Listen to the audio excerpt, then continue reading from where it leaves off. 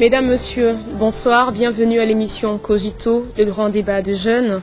C'est une nouvelle semaine aujourd'hui, c'est un nouveau mardi, une nouvelle soirée, une soirée qui n'avait jamais été avant. Et ce numéro que nous vous proposons aujourd'hui est nouveau parce que ce thème ou cette citation que nous allons aborder aujourd'hui n'avait jamais été abordée avant. En RDC, comme dans bien d'autres pays du monde, il existe ce qu'on appelle la Constitution.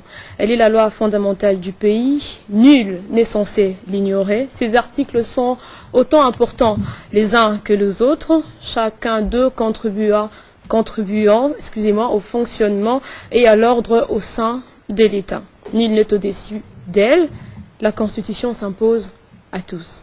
Et tout au long du débat de ce soir, nous allons avoir un débat autour de l'article 70 de la Constitution de la République démocratique du Congo, à son alinéa 2 qui stipule, je cite, « À la fin de son mandat, le président de la République reste en fonction jusqu'à l'installation effective du nouveau président élu. » Je vais vous présenter les cogiteurs qui vont prendre part à ces débats. Exceptionnellement, aujourd'hui, il y a Simon Yakub qui est juste à côté de moi. Non pas parce qu'il est invité, mais parce qu'il est cogiteur. Simon, bonsoir. Bonsoir, Nathalie.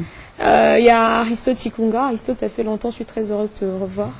J'ai le même plaisir. Merci. Il y a Nissi, il y a Jerry Kakala, à qui je dis bonsoir aussi. Bonsoir Nathalie. Aaron Kazadi, Jeannot Bialalangi et Jean-Roméo Kipili, bonsoir. Bonsoir. Je dis bonsoir aussi à tous ceux qui sont dans l'assistance. Bienvenue à vous.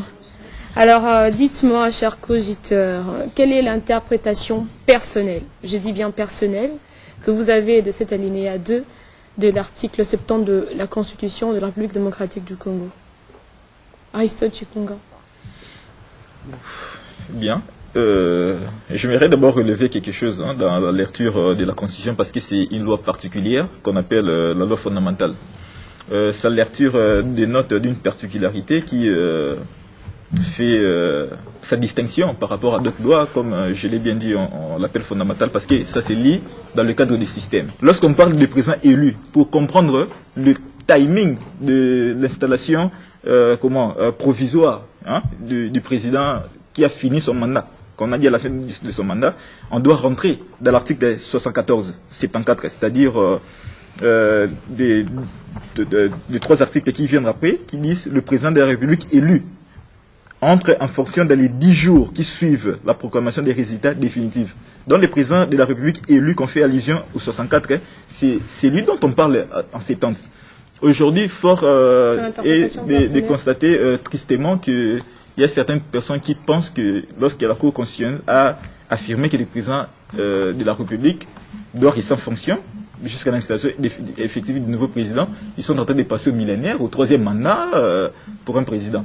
Moi, je pense que cela n'est pas une interprétation orthodoxe du point de vue légistique. C'est ton point de vue, Aristote Chikunga. Je vais prendre Aaron Kazadi. Oui, merci beaucoup, Nathalie, pour la parole.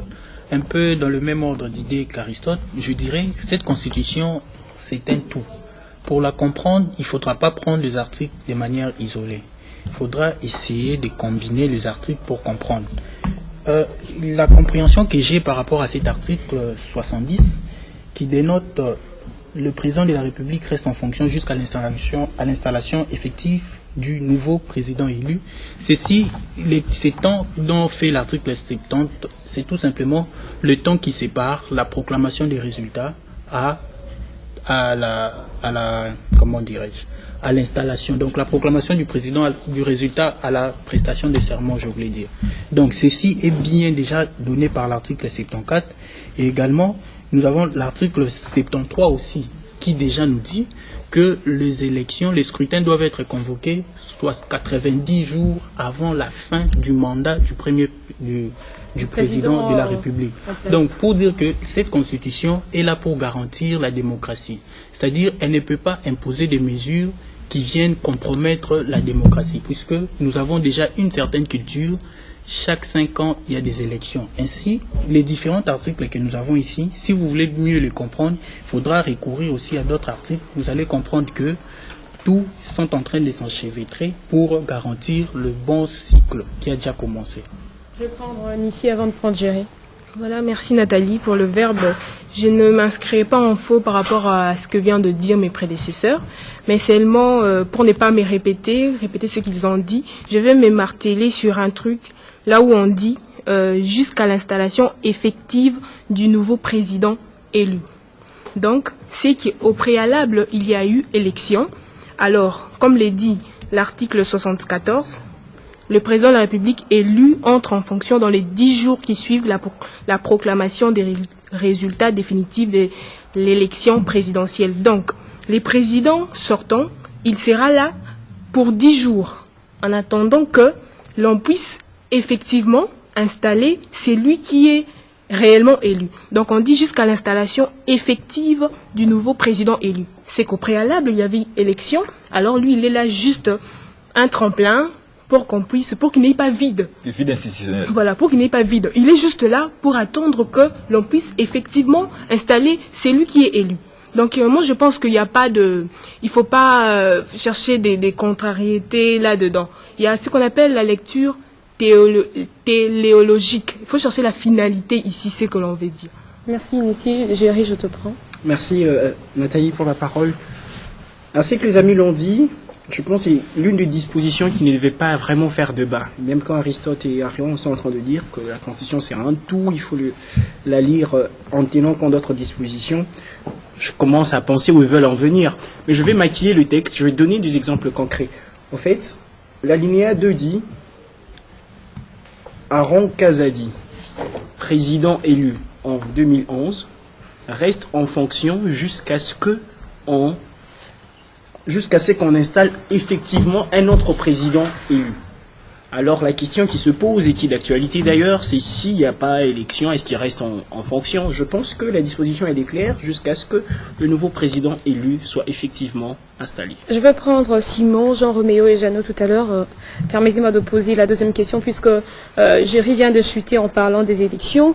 Vous le savez, mesdames, messieurs, chers cogiteurs également, que la CENI avait annoncé son incapacité à pouvoir organiser les élections présidentielles et législatives en décembre 2016. La Cour constitutionnelle a eu à interpréter cet article 70 afin de mettre fin aux supputations sur un éventuel vide juridique au terme du mandat du président de la République, Joseph Kabila Kabange. Quelle est votre opinion sur cet arrêté de la Cour suprême, de la Cour suprême de justice, voilà, constitutionnelle, merci.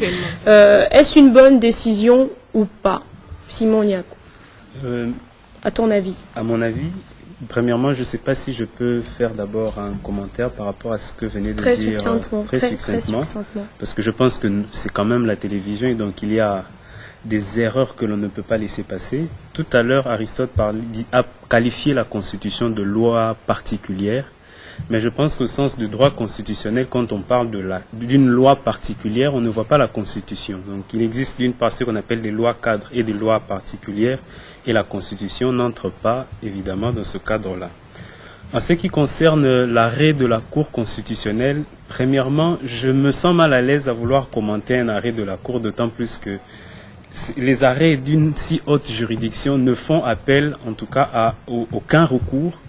Et la Cour elle-même a compétence de pouvoir interpréter ses propres arrêts.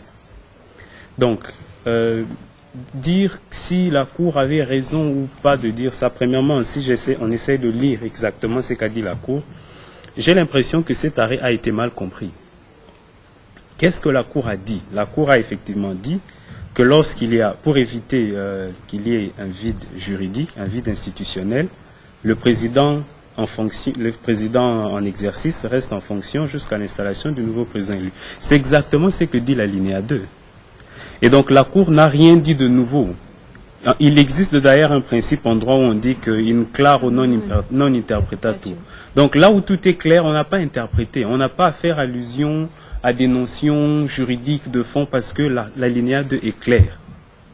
Alors, en ce qui concerne de dire s'il n'y a pas élection, je pense que dans la logique de notre Constitution, on ne s'est pas imaginé une hypothèse dans laquelle il n'y aurait pas élection.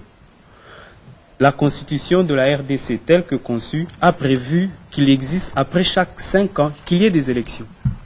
Et donc la Cour ne peut pas se prononcer sur une hypothèse où il y aurait violation de la Constitution. Donc que l'on n'organise pas la Constitution dans le délai.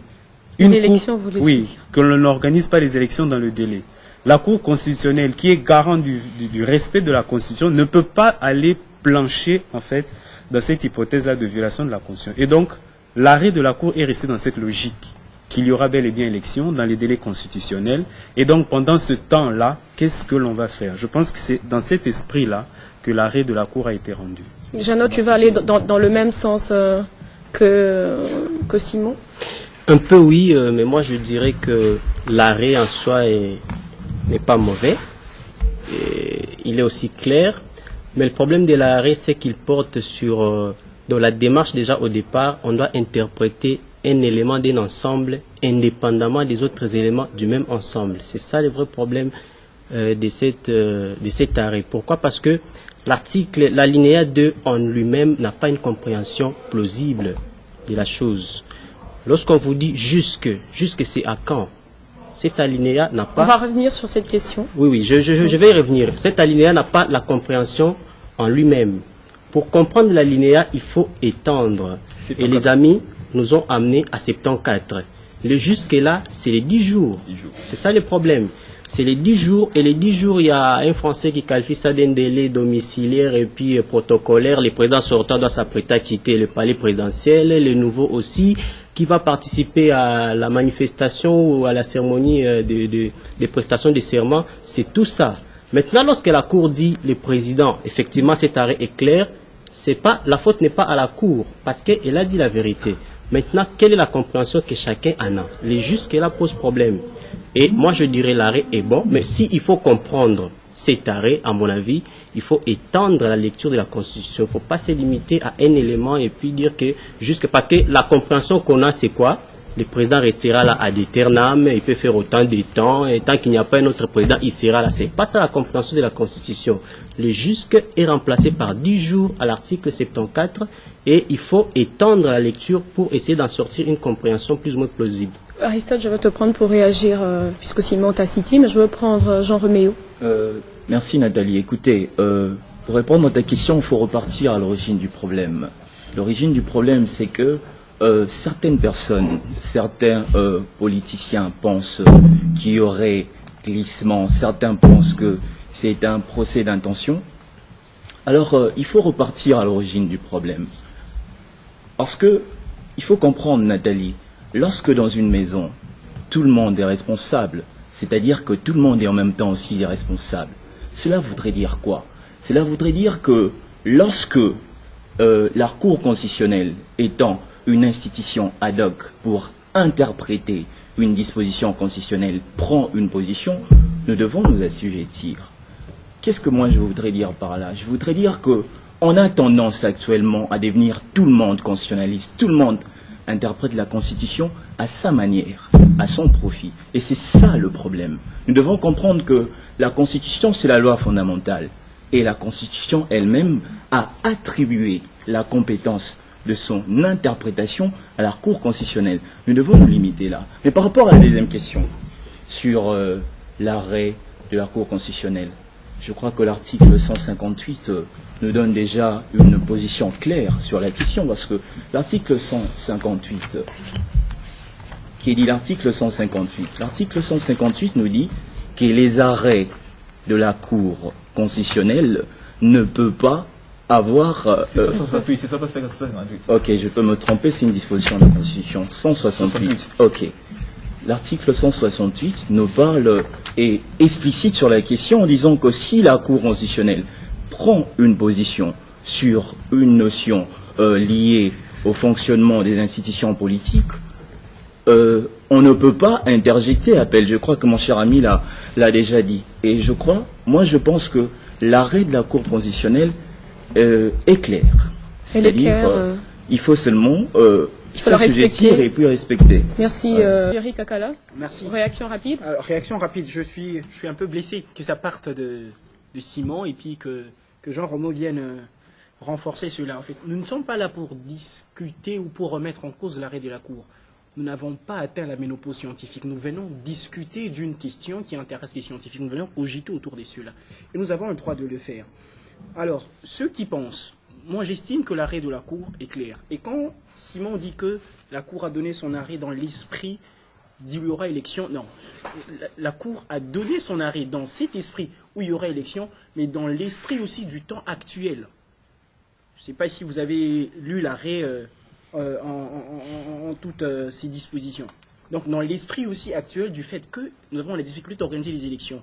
Et là, les dispositions de l'alinéa 2 de l'article 70 sont applicables. Et moi, je crois que les amis qui tentent de faire mariage 70 et 74, ils ont bien raison.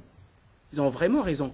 Et seulement dire que cette disposition alinéa 2 essayerait de violer 74, je ne pense pas que cela soit vrai. Parce qu'en effet, contrairement à la médecine, en droit, il y a toujours une solution. En médecine, si vous souffrez du sida, on va vous donner des antirétroviraux, mais vous finirez par mourir du sida. Mais en droit, il y a toujours des solutions pour sauver l'État. Toujours des solutions pour sauver l'État. Réaction, Simon, puisque ça vient de toi et les gens Roméo. Oui, en fait, je voudrais dire... Très rapidement, Simon, quand il dit que c'est par chose. rapport à la logique du temps, je voudrais dire ceci. La Cour constitutionnelle, contrairement à ce que venait de dire Jean Roméo, que c'est une institution ad hoc, elle n'est pas une institution ad hoc, c'est une institution permanente. Elle n'est pas là pour s'imaginer des hypothèses dans lesquelles l'on doit violer la Constitution. La Cour constitutionnelle reste dans la logique du respect de la Constitution. Parce que le texte même qui l'institue, le texte qui le crée, c'est celui-là. C'est la Constitution. Et donc, dans cette hypothèse-là, où l'on demande à la Cour d'interpréter une disposition de la Constitution, elle ne l'interprète pas pour essayer de s'adapter à une situation de violation de la Constitution. Je pense que la Cour n'avait pas à rappeler encore que l'article 74 dit ceci ou l'article 73 parce que on ne peut même pas remettre en cause les dispositions constitutionnelles. Ces dispositions sont considérées, sont supposées être applicables à n'importe quel moment. Et donc la Cour est restée dans cette logique-là. Simon, excuse-moi, mon ami, cette théorie, s'il te plaît. La Cour n'est pas à sa première expérience parce que nous avons eu les commissaires spéciaux. Tu sais déjà que nous étions dans une logique de violation de la Constitution. Non. Donc, elle n'est pas à sa première expérience en disant cela. Elle a considéré le temps actuel de l'État et du pays. C'est vrai ce que tu es en train de dire. La Cour ne peut pas s'imaginer des hypothèses de violation de la Constitution. Mais elle ne peut pas laisser l'État aller à l'inanition, pour parler comme Beauchab. Mais, alors, il faudra réfléchir sur les dispositions constitutionnelles qui peuvent pallier aux difficultés du temps. Mon ami, je pense que c'est cela aussi la logique. S'il te plaît, Nathalie, je voudrais quand même atterrir sur quelque chose. Quand tu dis que la Cour n'est pas à sa première expérience, c'est comme si la Cour a l'habitude de violer la Constitution pour s'adapter à des réalités. Pour s'adapter au temps, aux réalités du temps. Permets-moi de répondre. Dans la question de commissaires spéciaux, lisez l'arrêt de la Cour. En aucun endroit, la Cour demande au gouvernement de nommer les commissaires spéciaux. Merci. Elle demande, pardon, au moins, s'il te plaît. S'il te plaît. Alors, chers auditeurs, je veux poser une autre question, s'il vous plaît. Je pense que... Alors, les réactions autour de l'interprétation de l'alinéa 2 de l'article 70 posent beaucoup de différends au sein de la société. Cela serait dû à quoi, à votre avis? Je veux te prendre, Jeannot, avant de prendre Jean Roméo, mais seulement on est passé à une autre question. Merci, la télévision, c'est le temps. Oui, Jeannot. Oui, merci pour la parole, Nathalie. Moi, je suis tenté de croire que, au-delà du débat qui a un visage juridique, au fond, c'est un débat politique. Les acteurs sociaux veulent rebondir sur les textes qui existaient déjà afin de justifier leur positionnement. En fait, nous avons, s'il faut le dire tel quel, nous avons la majorité au pouvoir et l'opposition qui sont en quête du pouvoir. Il y a la majorité qui a déjà le pouvoir, qui peut le perdre, et l'opposition qui n'en a pas, qui veut l'avoir. C'est ça le vrai problème. Et au fond, qu'est-ce qu'on fait? On essaye de rebondir sur les textes qui existent afin de trouver un positionnement. C'est ça la vraie question. L'alinéa en question est clair, mais maintenant là, cet alinéa est en train d'être utilisé à des fins politiques. À des fins politiques, la majorité a fait à ce que nous soyons dans une situation de confusion où la tenue des élections pour une alternance est imprévisible. La confusion autour de cette interprétation donc évolue. Non, la confusion autour du processus électoral. C'est ça la confusion. Alors, il y a autant de scrutins qui ne sont pas tenus et ceux qui ne sont pas encore tenus, donc nous ne sommes pas dans la certitude de les avoir tels que prévus. Et l'opposition tient à ce que nous puissions tenir ces scrutins. C'est comme ça que nous allons respecter le processus démocratique. Maintenant, la conséquence est laquelle? La conséquence, c'est que lorsque on dit ça, parce que la Cour a interprété tel qu'elle a interprété cet alinéa, mais lorsque nous entendons maintenant les ténors des deux camps, il y a le courant de l'article 64. Si vous restez au pouvoir après les délais constitutionnels, vous aurez violé la Constitution, nous allons vous faire partir. Il y a maintenant les camps de la majorité présidentielle, les arrêts de la Cour constitutionnelle ne peuvent pas être remis en cause, nous sommes tentés de les respecter. C'est comme ça que je dis, c'est une question de positionnement des acteurs politiques, mais qui s'apaisantit sur le droit, c'est ça. Question de positionnement des acteurs politiques qui s'apaisantit sur le droit. Je veux prendre sur le droit, je prends Jean Roméo et puis je Merci veux prendre... Nathalie. Je pense que mon ami Jerry a tout simplement mis de l'eau dans mon moulin. Jerry, ok. Il a tout simplement mis de l'eau dans mon moulin. Parce qu'il est indispensable que je puisse encore recapituler sur ce que je dis. Qu'est-ce que je dis, Jerry? Très succinctement, Jean Roméo, parce que nous sommes à une autre question. En tout cas, bref.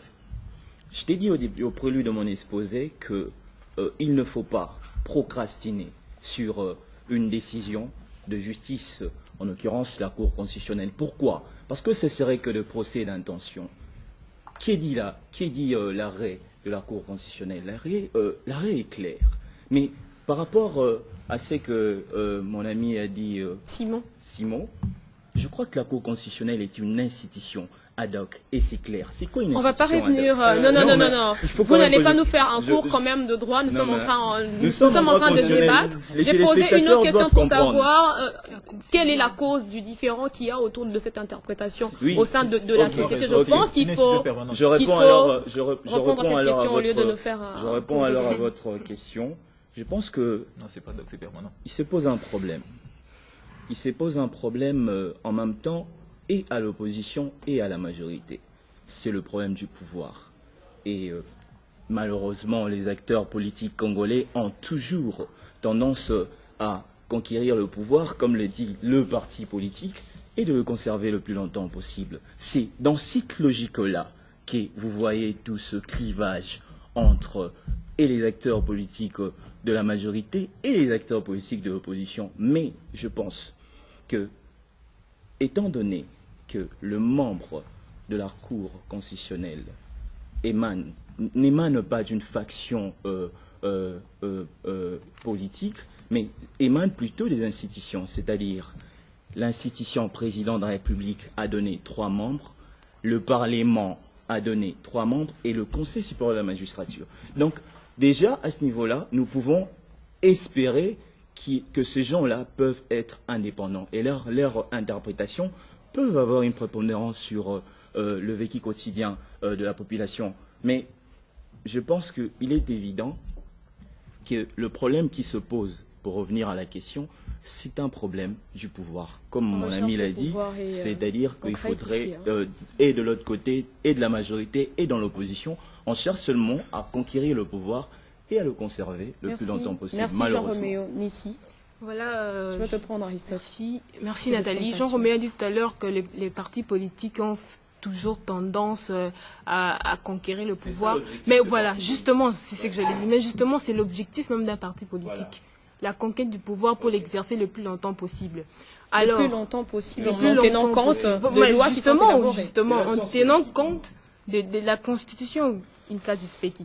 Alors, par rapport à la confusion autour de l'article 70, moi je dirais... Les différends qu'il y a autour de cet article. Alors moi je dirais d'abord, il faut savoir que parmi les gens qui ont signé, qu'aujourd'hui l'on puisse interpréter cet article 70, il y avait aussi des membres de l'opposition. Donc la ficelle est tirée de part et d'autre. D'autres disent qu'il y aura glissement, d'autres disent qu'il n'y a pas glissement, nous sommes... Bon, l'article est clair. Simon venait de dire un principe de droit ici, in clari non interpretatum. Nous devons réfléchir en tant que... Tu dis que l'article est clair, oui, mais il y a des gens qui... Non, en fait, c'est ça. Justement, il y a des gens qui veulent tirer la ficelle de leur côté. Ils veulent chercher comment... D'ailleurs, même la Cour. On dit que la Cour a interprété sur base du principe de la continuité de l'État, oui. Mais l'article est clair. L'article ne donne pas un 3e mandat. L'article ne donne pas... ne sacralise une éternité du pouvoir, non. Parce que comment la Constitution voudrait violer d'autres principes? Les amis viennent de dire tout à l'heure que lorsqu'on interprète la Constitution, on doit tenir compte d'autres articles. On ne peut pas interpréter la Constitution de façon isolée. On prend juste un seul article, on le sort du lot. Non. On ne peut pas interpréter l'article 70 en violation de l'article 74 ou 73. Non. C'est juste les partis qui veulent, chaque parti veut tirer la ficelle de son côté, mais l'article est très clair. L'article, il est clair. L'article est clair. Je veux quand même te prendre, Aristote. Je t'ai demandé d'attendre très rapidement ton point de vue et puis on va passer à une autre question. Et d'autres cogiteurs vont prendre la parole. Très rapidement, je me sens un peu malaisé d'épouser, n'est-ce pas, l'hypothèse, n'est-ce pas, de positionnement de mes trois prédécesseurs. Parce que je pense, en tout cas, si vous pensez que... Parce que j'interviens précisément parce que nous exerçons une certaine influence par rapport à d'autres jeunes. Et puis ça pourrait aussi déterminer leur comportement plus tard. Alors, j'aimerais qu'on soit beaucoup plus regardant par rapport à ça et à ce qu'on dit. Lorsqu'on dit la majorité veut peut-être tirer de ce côté pour favoriser ce qui ici parle d'éterniser au pouvoir ou un troisième mandat. Moi, je pense que c'est suicidaire si c'est l'arrêt de la Cour constitutionnelle et de ce sens-là. Lorsque vous lisez l'article 75, in tempore non suspecto, déjà, les constitutions originaires, c'est-à-dire 18 février 2006, avaient déjà prévu les cas de remplacement du président de la République en termes de vacances et tout, pour cause de décès, d'émission ou toute autre cause d'empêchement définitif. À cela, pour les causes d'empêchement définitif, il faut mettre aussi le mandat du président de la République. Parce que c'est un mandat, techniquement, nous sommes la majorité, c'est des juristes, nous appelons les mandats rationnels temporis, c'est-à-dire limités dans les temps. Le mandat, il est de 5 ans. Alors, lorsque les 5 ans s'épuisent, donc le 19 février, le président de la République n'aura plus le mandat de représenter le pays. Et puis nous irons dans le cadre de l'empêchement définitif. Maintenant, vous allez voir la suite pourquoi j'ai dit que ça serait, dans cette hypothèse-là, un arrêt suicidaire.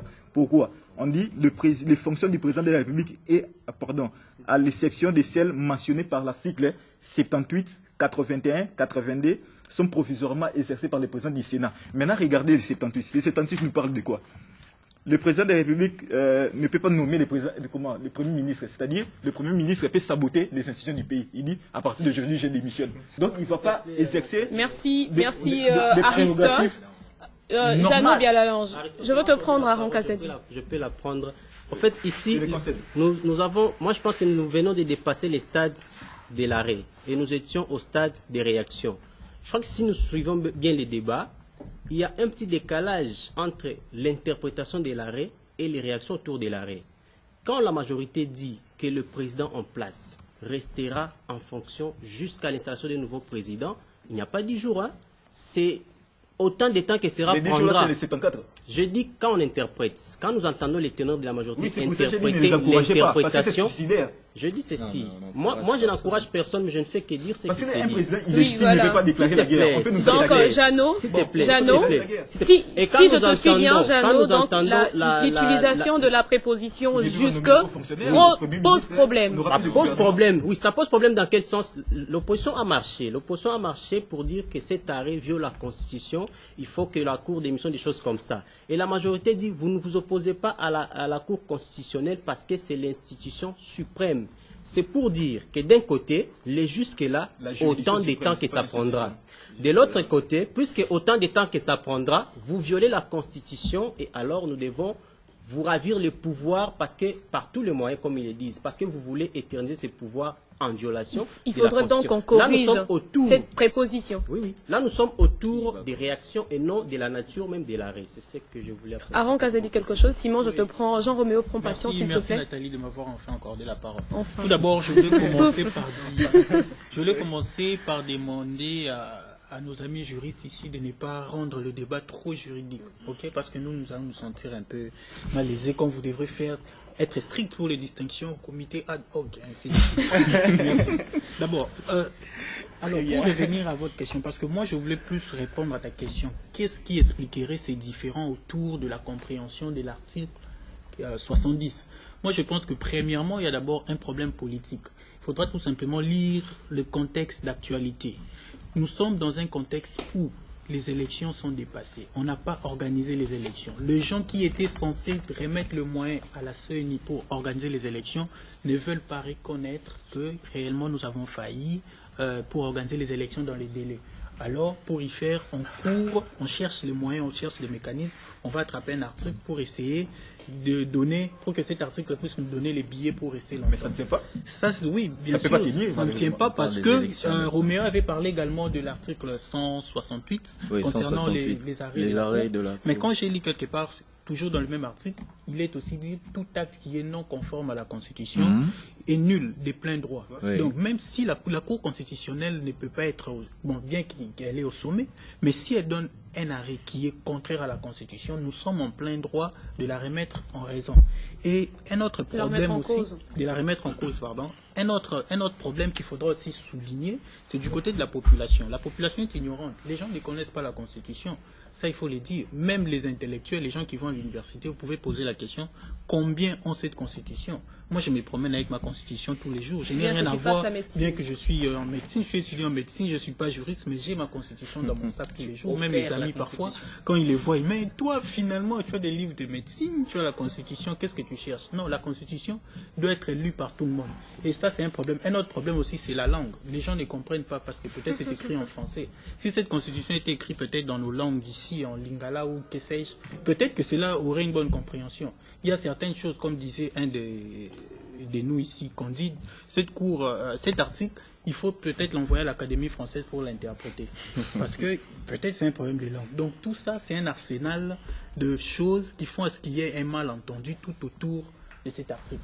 Simon Liaco. Oui, je ne veux pas me plonger dans la même interprétation qu'Aaron, dans sa chirurgie juridique, en voulant mélanger la médecine et le droit. Moi, je pense que cette constitution, on peut la mettre en lingala ou en tété, si vous voulez. Il y aura toujours des débats. Pourquoi?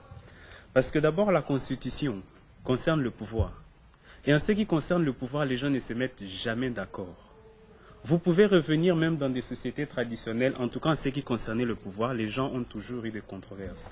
Et si vous allez même en France, où tout Français parle français, il y a toujours des débats. Le Conseil constitutionnel n'a pas commencé chez nous, ça a commencé chez eux.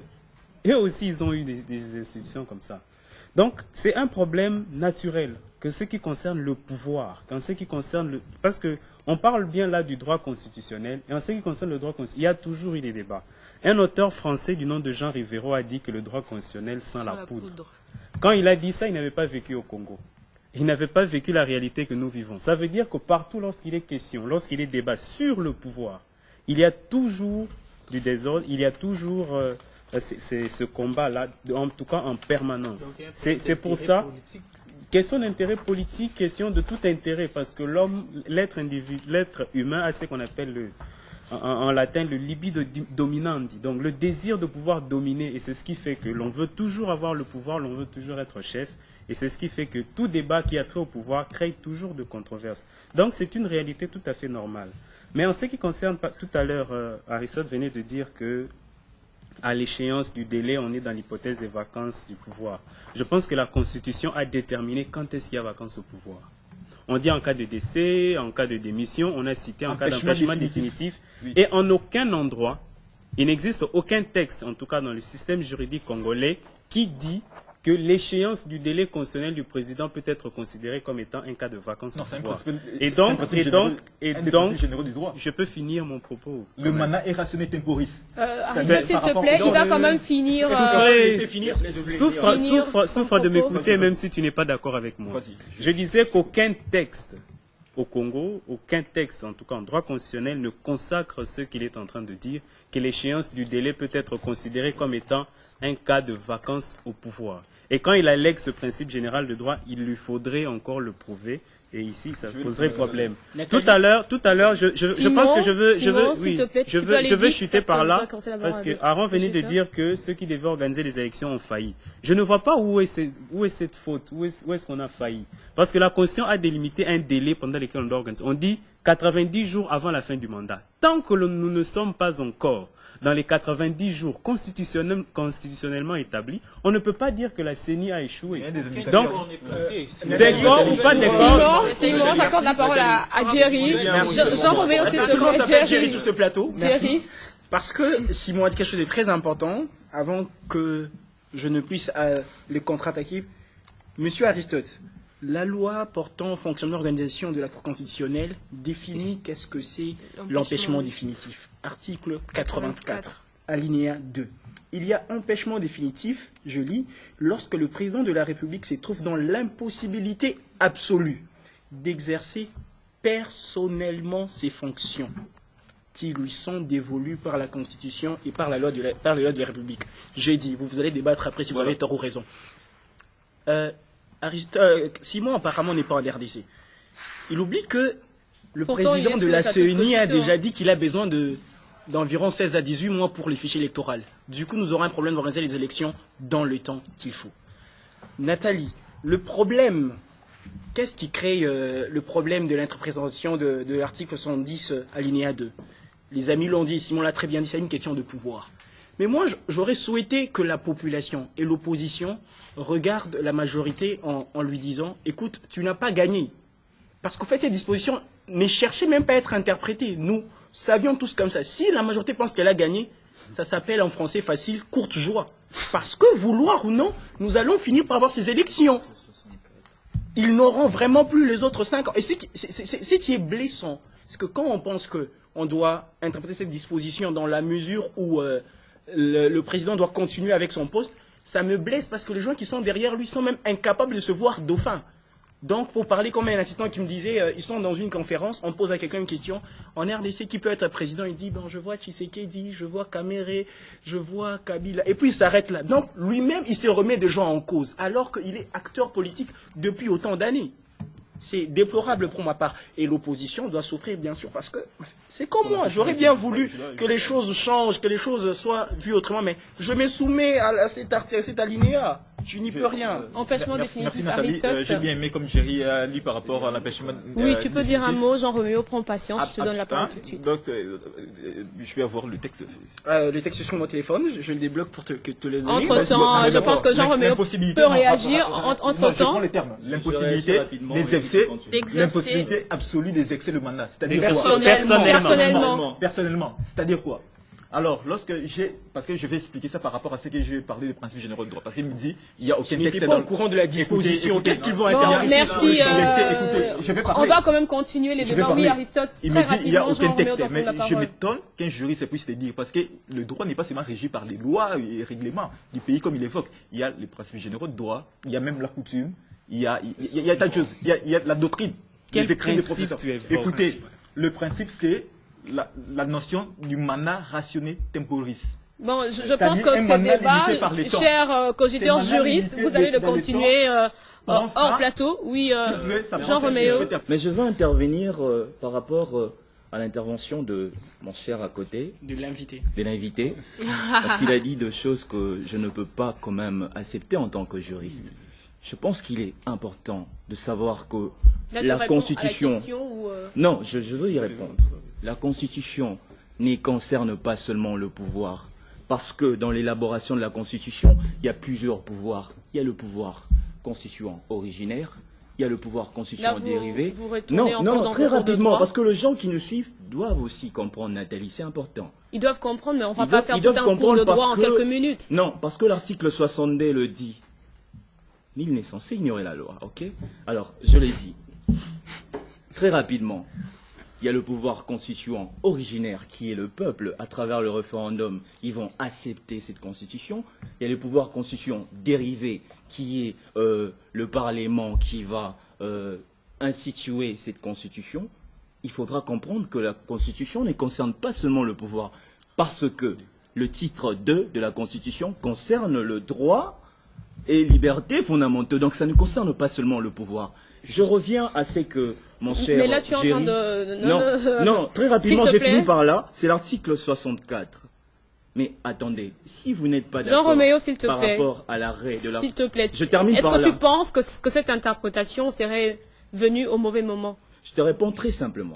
Oui ou non, Jean-Roméo, on pourra passer, parce que là, tu ne peux pas reprendre tout ce qu'ils ont dit. Il faut dire quelque chose de nouveau. Je t'ai dit que je réponds très simplement. Je lis l'article 64. Tout Congolais a le devoir de faire échec à tout individu ou groupe d'individus qui prend le pouvoir par la force. Alors c'est simple. Si les gens constatent que le pouvoir en place prend le pouvoir par la force à travers une pétition, ils peuvent saisir les autorités compétentes. Donc je crois que c'est clair à ce niveau-là. Parce que l'article 64 l'est dit clairement. Par rapport à ta question, je t'ai dit que je ne peux pas me prononcer sur l'arrêt de la Cour constitutionnelle, étant donné que c'est une institution. Merci Jean Roméo. Et si on traitait, la question objectivement, cet arrêt de la Cour suprême de justice n'est-il pas de la Cour constitutionnelle ne serait-il pas bénéfique pour la population congolaise? En dehors de tout ce qu'on a dit, est-ce que cet arrêt n'est-il pas bénéfique pour la population congolaise? Je vais prendre ici. Voilà, après je vais prendre Jeannot. Moi je dirais très clairement que cet arrêt n'est pas bénéfique pour la population congolaise. Parce que d'abord, elle est inopportune. Ce n'était pas le moment. Pourquoi interpréter d'abord?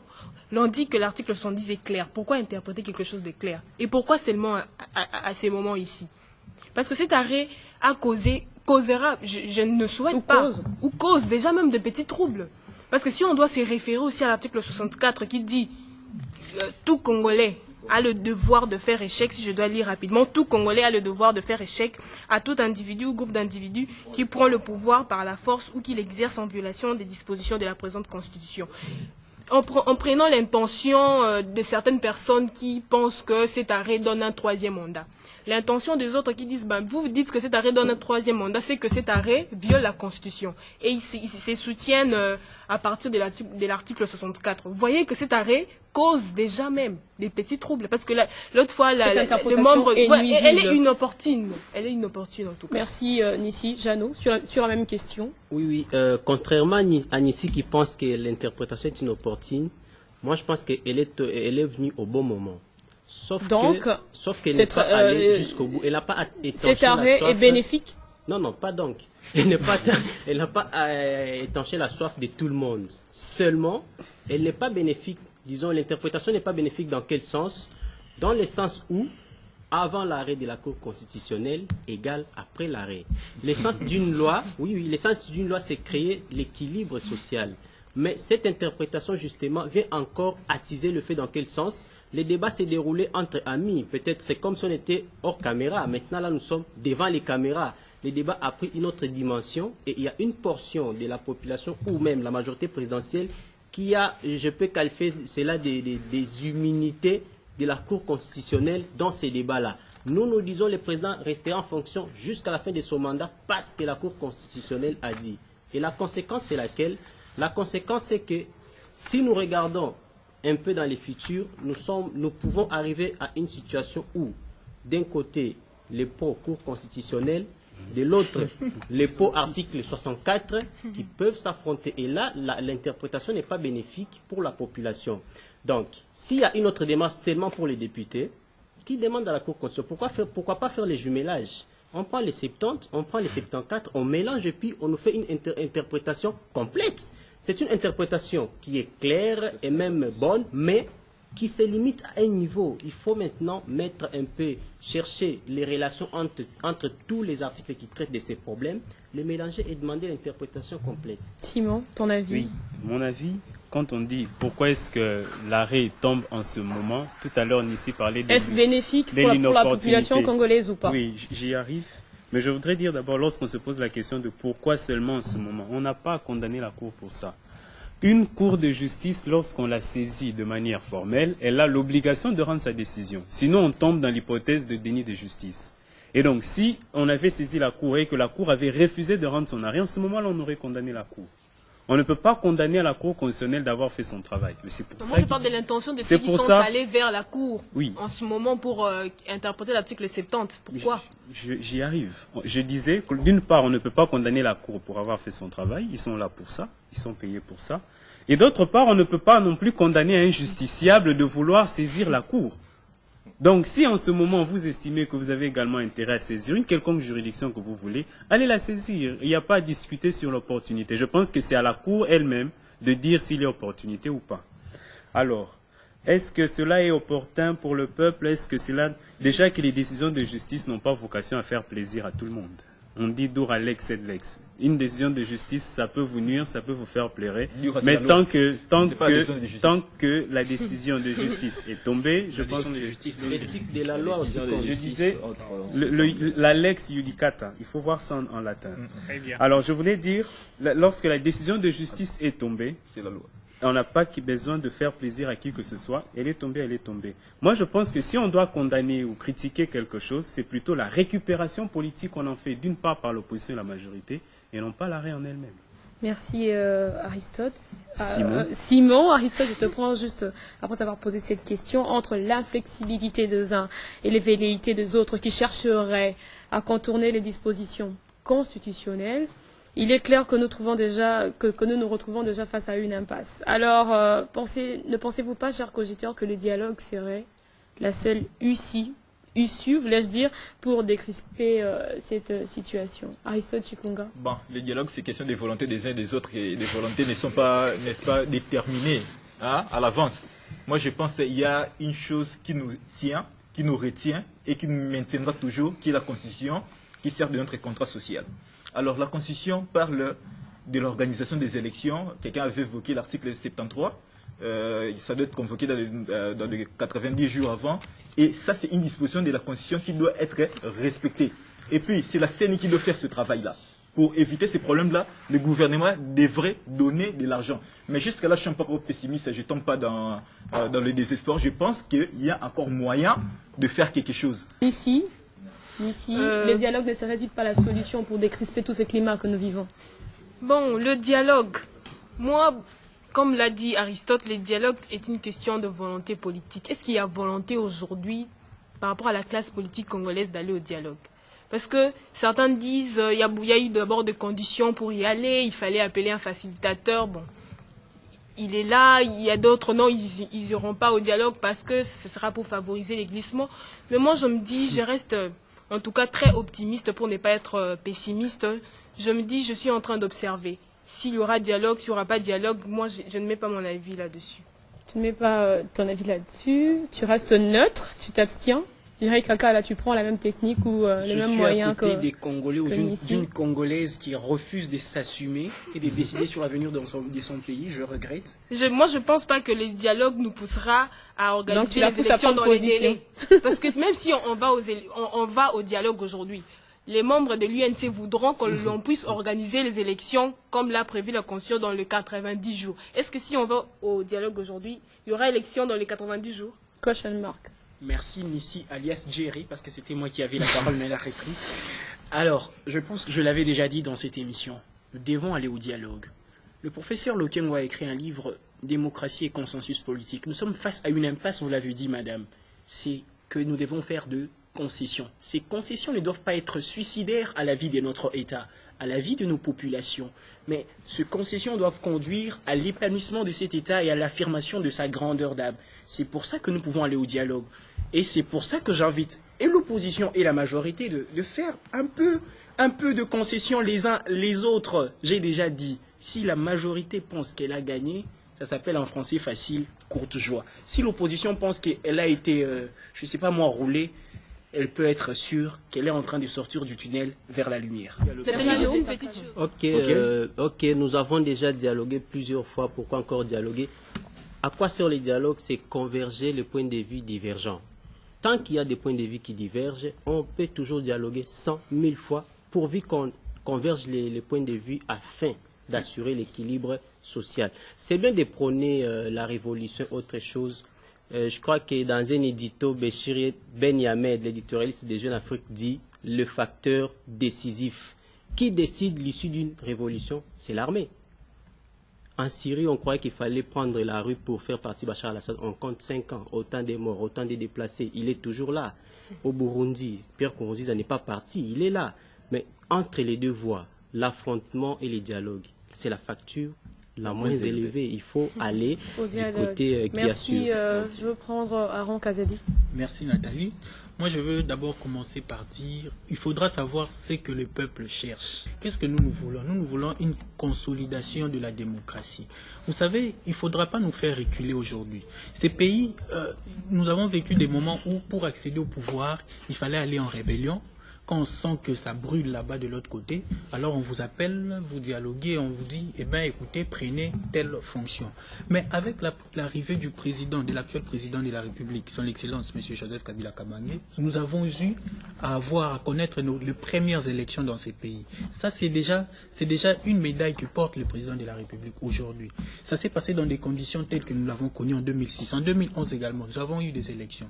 Et aujourd'hui, nous sommes fiers de ces cycles. Nous voulons que ça devienne une culture. Nous voulons créer cette compétition démocratique, que ça devienne une culture. D'où, que ce soit la Cour constitutionnelle, que ce soit les dirigeants qui doivent donner les moyens à la CENI et consorts, et tous, ils doivent travailler dans cette même ligne pour savoir qu'aujourd'hui, tout ce que nous réclamons, c'est les élections. Le président de la République a déjà ces médailles-là d'être la première personne qui nous a amenés aux élections dans ces pays. Je crois qu'il aura encore plus de valeur lorsqu'il sera le premier président honoraire que nous aurons envie dans ces pays. Kazadi. Simon, très succinctement. Très succinctement, je pense que l'on ne peut pas empêcher aux gens de dialoguer. Nous sommes venus cogiter ici, personne ne nous a interdit de cogiter. Donc que ce soit des hommes politiques, ça m'est égal.